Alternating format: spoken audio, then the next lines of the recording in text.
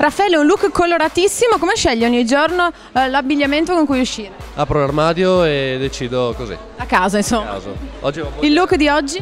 campagnolo. Campagnolo. Come mai qui a Mister Topolini?